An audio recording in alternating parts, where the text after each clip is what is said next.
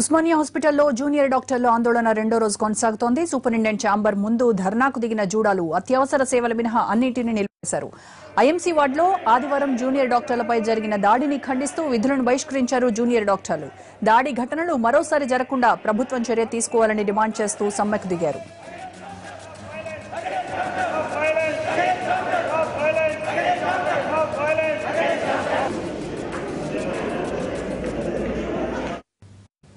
Junior డాక్టర్ల సమ్మెకు సంబంధించి మరిన్ని వివరాలు మా ప్రతినిధి రాజు అందిస్తారు. ప్రభుత్వ ఆసుపత్రుల్లో జూడాల సమ్మెలు ప్రతిసారి జరుగుతూనే ఉన్నాయి. అయితే ఈసారి మాత్రం మాపై జరుగుతున్నటువంటి దాడులకు నిరసనగా మేము విధులకు హాజరు కామంటూ ప్రస్తుతం ఉస్మానియా ఆసుపత్రిలో ఉన్నటువంటి సూపరింటెండెంట్ ఛాంబర్ ముందు జూడాలంతా కూడా బైఠాయించారు. ప్రస్తుతం ఎమర్జెన్సీ సేవలకు మాత్రమే జూనియర్ డాక్టర్లు హాజరవుతున్నారు. వాస్తవానికి ఏదైతే రెగ్యులర్గా మాపై అటాకులు జరుగుతున్నాయి, అంతేకాదు ఈ విషయంలో సూపరింటెండెంట్తో పాటు ఆర్ఎంఓలు కూడా పట్టించుకోవడం లేదంటూ ప్రస్తుతం జూడాలో ఆందోళన చేస్తున్నటువంటి పరిస్థితి. చెప్పండి, ఎందుకోసం ఈరోజు మీ ఆందోళన? ఒకవైపు పేషెంట్లంతా కూడా ఇబ్బందులు పడుతున్నారు.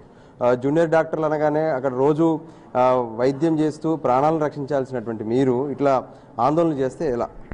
ఇది మనం ఇదంటే ఇది ప్రస్తుతానికి ఉన్న గవర్నమెంట్ ఇక్కడ ఉన్న అడ్మినిస్ట్రేషన్ ఫెయిల్యూర్ అండి. మా తరఫు నుంచి ఎలాంటి తప్పు లేదు.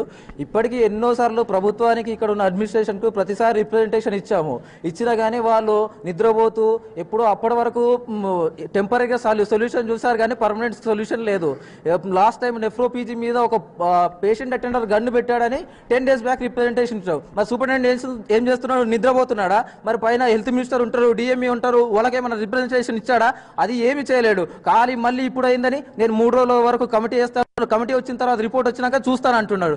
దీనికి నిరసనగా మేము ఏం చేస్తున్నామంటే ప్రస్తుతానికి ఇమీడియట్ గా సూపరింటెండెంట్ ఆర్ఎంఓ దిగిపోతేనే ప్రభుత్వం ఏదో ఒక యాక్షన్ తీసుకుంటుందని నమ్మకం వస్తుంది. ఇప్పుడైతే ఎలక్టివ్ బాయ్కాట్ చేశాము. ఈ ఎమర్జెన్సీస్ అయితే ప్రస్తుతం కొనసాగిస్తున్నాము. ఇలా అయితే ఒకవైపు ఎందుకు ఈ సమస్య వస్తుంది? వాస్తవానికి డాక్టర్లు ఉన్నారు, రోగులు ఉన్నారు, కానీ ఎక్కడ ఈ సమస్య? ఎందుకోసం దాడులు చేయాల్సి వస్తుంది? దాడులు ఎందుకు చేస్తున్నారంటే ఇక్కడ మెయిన్గా సెక్యూరిటీ వైఫల్యం అండి. అంటే సెక్యూరిటీ పూర్తి సెక్యూరిటీగా లేదు. ఎక్కడ ఎమర్జెన్సీలో ఉండాలో అక్కడ పూర్తిగా ఎస్పీఎఫ్ ఉండాలి, కానీ ఎస్పీఎఫ్ లేదు. ఓన్లీ అవుట్ సోర్సింగ్ మాత్రమే ఉంది. గతంలో ఎన్నో సార్లు జిఎంహెచ్ నీలఫర్లో ఎన్నో దాడులు జరిగాయి. అక్కడ ఎస్పీఎఫ్ ఇస్తామన్నారు. దాంతోపాటు అన్ని టీచింగ్ హాస్పిటల్లో ఎస్పీఎఫ్ ఎక్కడైతే ఎమర్జెన్సీ ఉంటుందో ఎస్పీఎఫ్ ప్రొవైడ్ చేస్తామన్నారు. కానీ ఇంతవరకు అది పేపర్ మీదే ఉంది, కానీ అది ఆచరణలో లేదు. ఇక్కడ మాత్రం ఖాళీ టెంపరీగా ఏదో సెక్యూరిటీ ఏజెన్సీలో వాళ్ళు మొత్తం వృద్ధులను, ముసలి వాళ్ళను, కనీసం పనిచేయని వాళ్ళను పెట్టారు. వాళ్ళు పైసలు తీసుకుంటూ దందాన్ని నడిపిస్తున్నారు తప్ప కనీసం సెక్యూరిటీ డాక్టర్లకు సెక్యూరిటీ అనేది ప్రొవైడ్ చేయడం లేదు.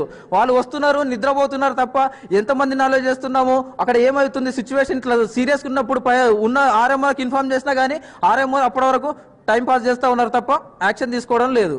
అంటే ప్రాణాలు కాపాడుతారని ఇంత దూరం వచ్చాం, కానీ మా ప్రాణాలను కాపాడే పరిస్థితిలో వైద్యులు లేరు, అందుకోసమే దాడులు చేస్తున్నట్లుగా జనం చెప్తున్నటువంటి. అసలు ఎందుకు ఈ విషయంలో అంటే జనాలు ఎందుకు ఇక్కడ ఎక్కువ చచ్చిపోతున్నారు? అసలు ఇక్కడ ఏమన్నా కావాల్సినటువంటి పరికరాలు సరిగ్గా లేవా? అసలు ఉస్మానియా హాస్పిటల్ అంటే ఒక హాస్పిటల్ ఉంది, డాక్టర్లు ఉన్నారు, పేషెంట్లు ఉన్నారు, అంతే. అది తప్ప ఎక్విప్మెంట్ అనేది లేదు. వాళ్ళని సరిగ్గా చూసుకోవాలంటే మాకు సపోర్టింగ్ స్టాఫ్ కావాలి, ఆర్ఎంఎల్ కావాలి, వార్డ్ బాయ్లు కావాలి, సిస్టర్లు కావాలి. ఎక్విప్మెంట్ సరిగ్గా ఉండాలి. ఒక పేషెంట్ గ్యాస్పింగ్లో ఉంటే వెంటిలేటర్ అవసరం ఉంటుంది, కానీ డాక్టర్ పక్క నుండి ఏం చేస్తాడండి? డాక్టర్ ఏమైనా కంటిన్యూస్గా ఆ పేషెంట్ చనిపోకుండా ఉండడానికి ఏం చేయగలుగుతాడు? డాక్టర్ పక్కన నించోగలుగుతాడు, అంతే. పక్కన నుంచి ఉంటాడు, పేషెంట్ చనిపోగానే మమ్మల్ని తాంతారు, అంతే, అయిపోయింది. ఎక్విప్మెంట్ లేదు, సపోర్టింగ్ స్టాఫ్ లేరు. ఇప్పుడు పేషెంట్ అనేవాడు సీరియస్ సిచ్యువేషన్లో ఉన్నప్పుడు ఏం జరుగుతుందో తెలుసుకోవడానికి మాకు ఇన్వెస్టిగేషన్స్కి పంపించాలి పేషెంట్స్ని. స్ట్రెచర్ ఉంటుంది, పేషెంట్ అటెండర్స్ ఉంటారు, వార్డ్ బాయ్లు ఉండరు, కరెక్ట్ టైంకి రారు. వాళ్ళు ముందు డ్యూటీ ముందు వాళ్ళు గంట సేపు ముందు వెళ్ళిపోతారు, వచ్చే వాళ్ళు గంట లేట్గా వస్తారు. వాళ్ళని సూపర్వైజ్ ఎవరు చేస్తున్నారు? దానికి ఆన్సరబిలిటీ ఎవరిది? డాక్టర్లు టైంకి రాకపోతే మాత్రం పేషెంట్ అటెండర్లు వచ్చి గొడవ చేస్తారు, కానీ ఇప్పుడు వార్డ్ బాయ్లు, సిస్టర్లు వీళ్ళందరూ రాకపోతే ఎవరు యాక్షన్ తీసుకుంటున్నారు? ఇవన్నీ సూపర్వైజ్ చేయాల్సింది సూపరింటెండెంట్, ఇంకా ఆర్ఎంఓలు. వాళ్ళందరూ సరిగ్గా విధులు నిర్వహిస్తే ఈ పరిస్థితి వచ్చేది కాదు. ఈ ఎక్విప్మెంట్ చూసుకోవాల్సిన బాధ్యత డాక్టర్లది కాదు. అన్నిటికీ లాస్ట్కి వచ్చేసరికి మమ్మల్ని తనులు తింటున్నాం, కానీ ఇక్కడ పైన అధికారులు మాత్రం చల్లగా వండుకుంటున్నారు. మా మీద దాడులు జరుగుతున్నాయి, అంతే. ప్రభుత్వం ఏటా ఎన్నో కోట్ల రూపాయలు కేటాయిస్తుంది, ఎందుకు ఈ పరిస్థితి వస్తుంది? డబ్బుల గురించి మాకు తెలియదు. ఆ ఫండ్స్ అన్ని ఎక్కడ పోతున్నాయో మాకైతే అర్థం కావట్లేదండి. ఎవ్రీ ఇయర్ ఒక 4 years బ్యాక్ అయితే 1000 crores 100 crores రిలీజ్ అయినాయని చెప్పిండ్రు. కానీ ఆ 100 crores కి ఎక్కడ అకౌంటబిలిటీ ఉంది అనేది మాత్రం మాకు అర్థం కావట్లేదు. ఒక్క కొత్త ఎక్విప్మెంట్ రాలేదు, ఒక్క బిల్డింగ్ రినోవేషన్ కాలేదు. ఎక్కడికి వెళ్తున్నాయి ఆ ఫండ్స్ అన్ని? అది తెలుసుకోవాల్సిన బాధ్యత ఎవరిది? ఇది కూడా చూసుకోవాలా? మేము అసలు ఇక్కడ హాస్పిటల్కి ఎందుకు వస్తున్నాం? పేషెంట్లని చూసుకోవడానికి వస్తున్నామా, లేకపోతే ఇట్లా కొట్లాడడానికి వస్తున్నామా, తన్నులు తినడానికి వస్తున్నామా అర్థమైతలేదు.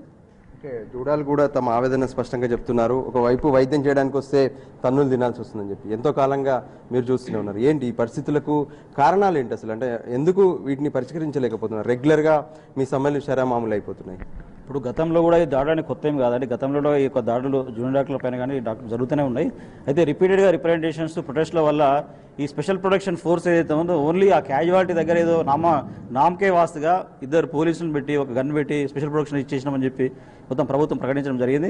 సో ఇమీడియట్లీ ఇప్పుడు దాదాపు ఉస్మానియా జనరల్ హాస్పిటల్లో 9 ఎమర్జెన్సీ ఏరియాలను ఇక్కడ గుర్తించడం జరిగింది. ఇప్పుడు సర్జికల్ ఐసీయూ కానీ, ఐసీసీయూ కానీ, అక్యూట్ మెడికల్ కేర్ కానీ, తర్వాత పోస్ట్ ఆపరేటివ్ వార్డ్స్ కానీ, ఈఓటీ, ఎంఓటీ. సో ఇలాంటి ఏరియాలో డెఫినెట్గా ఈ స్పెషల్ ప్రొటెక్షన్ ఫోర్స్ ఏర్పాటు చేయాల్సిన అవసరం ఉన్నది. ఉస్మానియా హాస్పిటల్ కాకుండా తెలంగాణ రాష్ట్రంలో ఉన్న అన్ని టీచింగ్ హాస్పిటల్స్, గాంధీ కానీ, కేఎంసీ, ఎంజిఎం కానీ, నిజామాబాద్, ఆదిలాబాద్ అండ్ అన్ని టీచింగ్ హాస్పిటల్స్లో ఏర్పాటు చేయాలి. ఇమీడియట్లీ ఎస్పీఎఫ్ని ఏర్పాటు చేయాలా. దాంతోపాటుగా సీసీటీవీ కెమెరాస్ మొత్తం ఎవరు వస్తున్నారు, ఎవరు పోతున్నారు. ఇప్పుడు ఎంట్రీ పాయింట్స్ ఇప్పుడు ఉన్న ఐఎంసీ చూసుకుంటే 4 ఎంట్రీ పాయింట్స్ ఉన్నాయి. అదే అంటే ఇది ఎవరి నిర్లక్ష్యం ఎవరిది? సో డెఫినెట్గా ఎవరిది నిర్లక్ష్యం ఇచ్చినటువంటి అధికారులు ఎవరైతే ఉన్నారో ఆర్ఎంఓ డెఫినెట్గా వాళ్ళని సస్పెండ్ చేయాలి. టీవీ కెమెరాస్తో పాటుగా ఒక బజర్ సిస్టమ్, అలారం సిస్టమ్ అనేటువంటిది ఒక అన్ని ఎమర్జెన్సీ ఏరియాల్లో అన్ని వార్డ్స్లో ఏర్పాటు చేయాలి.